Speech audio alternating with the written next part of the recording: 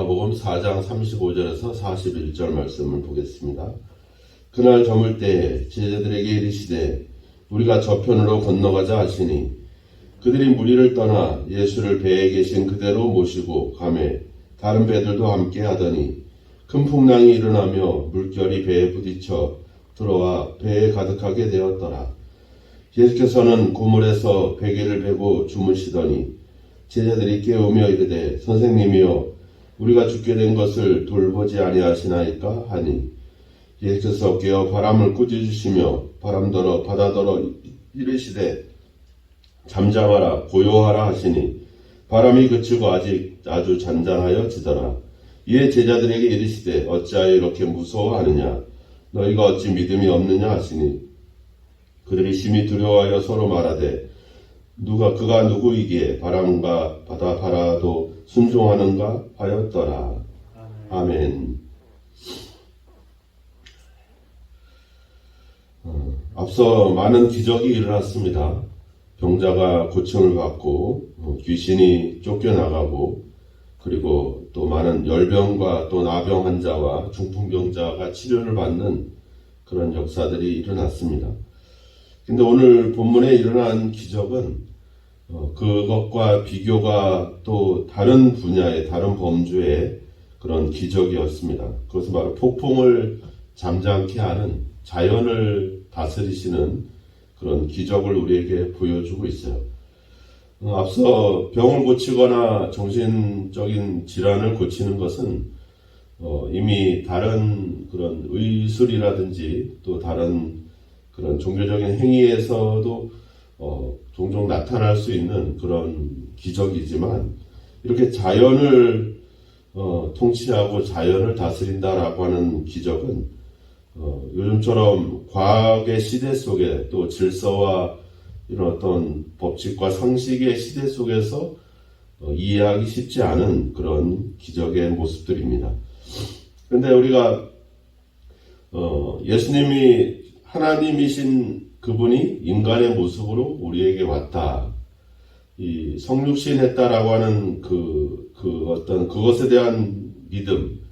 우리가 그런 하나님과 예수님과의 관계를 믿는다면 이러한 기적이나 기타 다른 기적들은 별로 이렇게 큰 기적이다 말할 수가 없게 되는 겁니다. 우리를 창조하신 창조주 하나님이 피조물인 인간의 모습으로 우리에게 왔다라고 하는 자체가 그게 하나의 놀라운 기적이죠. 그건 이루 말할 수 없는, 표현할 수 없고 과학으로 증명할 수 없는 그런 기적입니다. 그런데 예수님은 어떤 그러한 기적과 어떤 능력으로 우리가 믿음을 갖게 되는 것에 대해서 경계를 하셨습니다. 이미 앞서 우리가 병자들을 치료하신 다음에도 아무에게도 말하지 마라. 그런 이야기들을 당부를 했죠. 나병 환자에게도 엄히 경고하고 아무에게도 삼가 말하지 마라. 왜 그러셨냐면 믿음이라고 하는 것이 이런 부적절한 근거에 의해서 믿음을 갖게 되는 것에 대해서 예수님이 상당히 우려를 하고 있다라고 하는 겁니다. 즉 예수님을 단순히 병을 고치고 기적을 행하고 능력을 행하는 그런 분으로 그런 것을 통해서 믿음을 갖게 되는 것을 예수님은 별로 그렇게 바람직하게 생각하지 않습니다. 또 그런 기적들이 우리로 하여금 어떤 믿음을 갖게 하는 믿음을 좀 더 깊이 있게 해주는 그런 믿음의 통찰력을 주지도 않는다는 것이죠. 수십 년 동안 하나님의 말씀을 연구하고 이런 능력들을 경험해왔던 많은 종교 지도자들은 예수님을 적대시했습니다. 제자들도 이미 예수님을 통해서 엄청난 기적들을 경험했지만 오늘 이 어려움을 당하게 될 때 뭐라고 그래요? 예수님을 깨우면서 예수님께 막 비난을 퍼붓죠. 왜 우리가 죽게 된 것을 돌보지 않습니까? 지금 이 상황에서 잠이 옵니까? 라고 예수님을 닥달을 합니다. 이것이 자체가 이미 믿음이 없다는 것을 우리가 보여주고 있죠. 그 수많은 기적과 능력을 경험했다면 그걸 바탕으로 충분한 예수님에 대한 믿음을 가져야 될 텐데 지금 예수님이 이 풍랑 속에 잠자는 것에 대해서 비난을 하고 욕을 하고 있다라고 하는 것은 믿음이 없는 것을 보여주는 겁니다. 또 우리가 수많은 병자가 치료를 받았고 귀신 들린 사람들이 귀신이 쫓겨나는 그런 해방의 자유의 은혜를 입었습니다. 하지만 그들 중에 누구 하나도 예수님의 제자로서 예수님을 따르는 자들이 없었다라고 하는 겁니다. 그러니까 믿음이라고 하는 것이 이렇게 부적절한 근거에 의해서 믿음이 생겨나지 않는다는 것을 예수님은 정확하게 우리에게 이 과정을 통해서 보여주고 있다라고 하는 것이죠. 예수님에 대해서 지금 제자들이 얼마나 이해가 부족하면 그 예수님을 깨우면서 그리고 예수님에게 비난을 퍼부으면서 왜 이 폭풍우 속에서 잠을 자고 이 폭풍우 속에서 우리의 안전을 지켜주지 않느냐 이렇게 예수님에 대해서 이야기를 하죠. 그러자 예수님이 뭐라고 그래요? 40절에 가보면 어찌하여 이렇게 무서워하느냐 너희가 어찌 믿음이 없느냐 이렇게 얘기하죠. 그러니까 예수님은 믿음을 통해서 제자들이 믿음의 행동을 제자들은 예수님이 일어나서 예수님이 깨어서 자신들에게 뭔가를 해주기를 바라고 있는 겁니다. 말하면 병자를 고치고 귀신을 쫓아내고 그 엄청난 기적과 능력을 행해주기를 원하고 있는 거죠. 근데 예수님은 우리에게 요청하는 게 뭐예요? 어찌 믿음이 없느냐? 어찌 나를 신뢰하지 못하느냐? 나를 어떻게 믿지 못하느냐? 지금 이 입장이 다르죠. 제자들은 끊임없이 예수님이 뭐를 해주기를 바라고 있고, 근데 예수님은 그 제자들이 뭐를 하기보다는 자기를 믿어주기를 바라고 있는 것, 신뢰해주기를 바라고 있었다라고 하는 사실입니다. 즉, 예수님이 뭔가를 우리에게 해줘서가 아니라 그분이 우리와 함께 하시는 그 자체로 그게 충분하다는 거예요. 그게 전부라고 하는 거예요.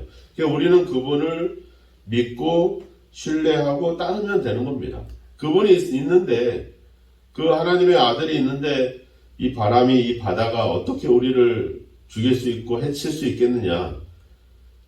이런 어떤 믿음을 가져야 될 텐데 그들은 전혀 그런 것이 없었다라고 하는 사실입니다. 이런 풍랑이 어떻든 간에 우리한테 어떤 어려움과 고난과 시련이 오는 것과 관계없이 예수님이 우리와 함께 있는 것으로 만족할 수 있는 것. 내가 그 예수님을 통해서 하나님의 자녀가 됐다라고 하는 이 사실. 이것으로 우리는 충분하다라고 하는 거죠.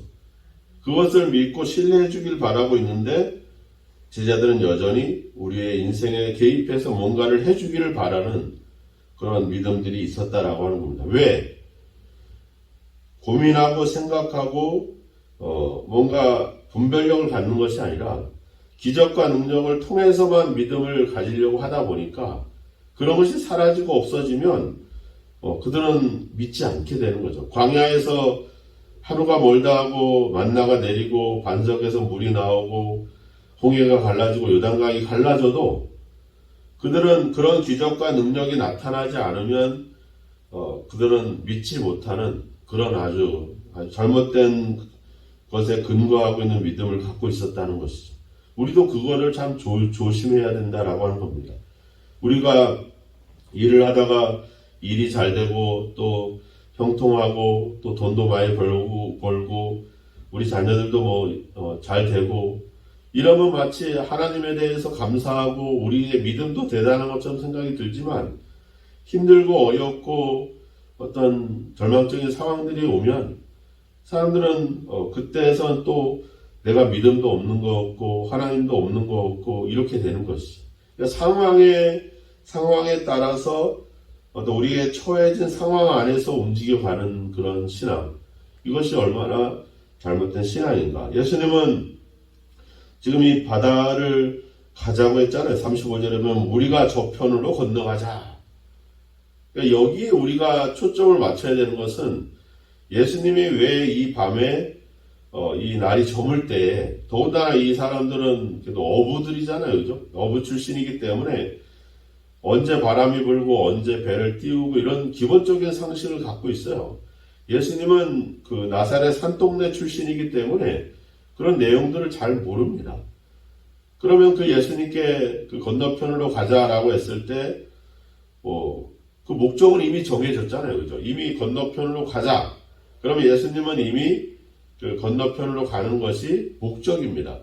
그리고 그것이 예수님이 이야기했기 때문에 반드시 이루어질 거예요. 중간에 어떤 어려움이나 문제가 닥칠 때라도 걱정할 것은 뭐예요? 없어요. 왜? 건너편으로 가자고 했으니까 가는 거예요. 우리가 예수님이 하나님 말씀을 통해서 우리에게 죽으심과 부활과 이런 구원과 영원한 생명을 우리에게 주셨잖아요. 약속했잖아요. 근데 그 최종적인 구원을 얻기까지 우리는 많은 어려움들을 겪게 되겠죠. 그렇지만 하나님이 약속한 거기 때문에 그 약속은 반드시 이루어질 수밖에 없어요. 그래서 우리가 중간에 힘들고 어렵고 낙심된 일이 있다 할지라도 포기할 필요가 없는 것은 우리가 가야 될 목표와 방향이 이미 정해져 있기 때문에, 약속되어 있기 때문에 우리가 낙심할 이유가 없죠. 그 상황 때문에 흔들릴 필요가 없죠. 그것을 약속하신 그분을 믿고 믿음으로 가면 되는 것입니다. 잠깐 어려움이 있을 때 좀 힘들어요, 도와주세요 이러면 되죠. 거다 대고 왜 우리를 돌보지 않느냐, 왜 잠자고 있느냐 막 이렇게 원망과 불평을 쏟아낼 게 아니라 그 약속을 제가 믿고 끝까지 갈 수 있게 해주세요. 성령이 우리 안에 오셔서 우리에게 주시고자 하는 그 은사와 능력이 바로 뭐냐면 기적과 능력을 행하고 환상을 보는 능력이 아니라 우리로 하여금 그 약속을 믿고 끝까지 갈 수 있도록 도와주시는 그 능력, 그걸 위해서 우리가 성령이 우리 안에서 역사하는 거거든요. 그래서 우리 새벽에 오시는 분들은 그렇잖아요. 교회가 사람들이 세상이 어떻든지 간에 우리는 그 하나님의 약속을 믿고 믿음으로 가는 것이고, 기도를 통해서 성령께서 내 안에 이 상황을 보지 않고 그 하나님의 약속을 보고 끝까지 참고 인내할 수 있게 해주세요. 우린 그렇게 기도하면서 그렇게 가고 있는 거 아닙니까? 바로 예수님은 그런 신뢰와 믿음을 제자들이 갖기를 원했던 거죠. 앞서 우리가 비유로 많은 이야기들을 했잖아요. 비유의 이야기의 핵심은 뭐겠습니까? 비유가 뭐를 의미하느냐 보다도 비유로 말씀하신 이유는 우리한테 좀 더 신중하게 진지하게 좀 더 참고 인내하면서 생각하고 고민하면서 가도록 하는 것이거든요. 그래서 그분이 바로 우리에게 하나님의 나라를 주시는 것이고, 그 하나님의 나라는 씨를 뿌릴 때 또 자라면서 많은 환경적인 어려움들을 겪지만 결국은 겨자씨가 큰 나무가 되는 것처럼 하나님의 나라는 바로 그런 나라구나. 바로 그런 나라를 이분이 우리에게 가르치시고 주시겠다 약속하시는 거구나. 우리가 그래서 그 예수님을 믿고 믿음으로 가게 만드는 거죠. 그게 믿음의 기초가 돼야 된다라고 하는 거죠. 환상을 보고 기적을 보고 이런 어떤 눈에 보이는 것이 우리 삶의 믿음의 기초가 되는 것은 그건 아주 부적절하다. 그래서 예수님이 말하지 마라 계속 그 얘기를 하고 있는 이유도 바로 그런 것이라고 하는 겁니다. 우리가 가끔은 어떤 사람들이 어떤 어려움을 내가 잘 견뎌냈다 이야기하면 그건 어려움도 아니야. 내가 겪은 것은 더 어려워. 풍랑이 잔잔한 것보다 풍랑이 세차게 몰아붙일 때 그때 우리가 이 풍랑을 이기고 이 바다를 건넜다. 그거보다 더 큰 풍랑을 나는 만났어. 그 호숫가에서 일어나는 풍랑은 풍랑이 아니야. 그 망망대해 바다로 나가봐. 엄청난 파도와 싸워야 돼. 우리는 그 어떤 이 물결치는 어떤 그 물결의 정도에 따라서 우리가 믿음이 더 크고 믿음이 더 작고 이런 생각들을 하고 있다는 거죠. 전혀 아니라고 하는 겁니다. 골로새서에 가보면 빌립보서 3장 1절이나 4장 4절에 가보면 주 안에서 기뻐하라 이렇게 얘기해요. 사도 바울이 감옥에 갇혀 있는데 기뻐하라고 하는 거예요. 교회가 로마로부터 핍박을 받고 있는데 기뻐하라는 거예요. 교회 안에서 서로 쌈박질하고 서로 자기들이 높다고 하면서 그러고 있는데 사도 바울은 기뻐하라 얘기해요. 근데 단서가 있어요. 주 안에서 기뻐해라. 그러니까 우리가 처해 있는 어떤 상황 안에서가 아니라 그리스도 안에서 기뻐하라 이렇게 얘기하고 있어요. 우리의 상황은 전부 다 저마다 다릅니다. 그래서 그걸 기준으로 삼으면 믿음의 기준이 없어져 버려요. 근데 우리가 기뻐해야 될 것은 바로 예수 그리스도 안에서, 즉 그리스도께서 우리와 함께 하시는 것으로 우리는 충분하고 그리스도께서 우리와 함께 하시는 것으로 우리는 만족할 수 있는 것. 그래서 그분이 약속한 것을 믿고 그분을 따라 믿음으로 걸어가는 것. 이것이 믿음이라고 하는 사실입니다. 상황에 따라 또 상황에 크고 적은 어떤 그런 것에 따라서 흔들리는 것이 믿음이 아니라고 하는 사실입니다. 우리의 인생은 예수님과 함께 가는 것, 그리고 그분이 우리와 함께 하는 것으로 충분합니다. 오늘도 우리가 기도할 때 하나님 감사합니다. 어떤 상황과 조건이 아니라 부족하고 아무것도 아닌 우리를 불러주셔서 우리를 동행자로 삼으시고 또 우리 인생에 함께 하시는 그 예수님의 사랑을 감사합니다. 나는 그분을 믿겠습니다. 당신이 우리에게 하신 그 약속을 믿고 끝까지 가겠습니다. 가끔 어려운 일, 물결도 치겠지만 성령께서 우리에게 포기하지 않도록 믿음을 주실 것을 믿고 저는 끝까지 가겠습니다.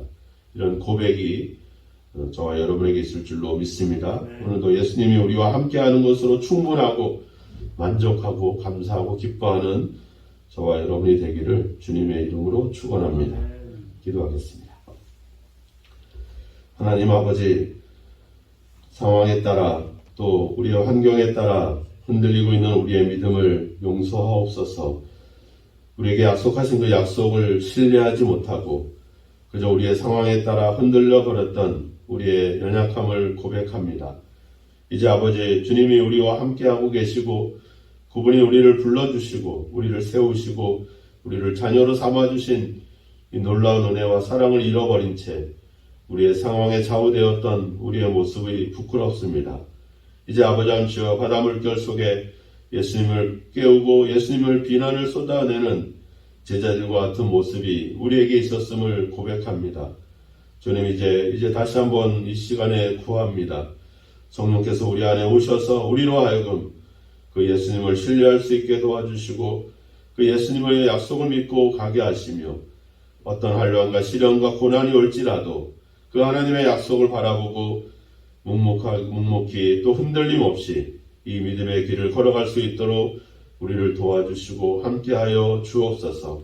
이 새벽에도 기도합니다. 오늘 우리의 삶이 어떠한 삶이 펼쳐질지 알지 못하지만 그런 것으로 걱정하지 않겠습니다. 오직 주님께서 우리와 함께 하심으로 또 주님께서 우리에게 주신 그 약속을 따라서 말씀을 따라 살아갈 수 있도록 우리를 인도하시고 함께하여 주옵소서. 예수님의 이름으로 기도하옵나이다. 아멘.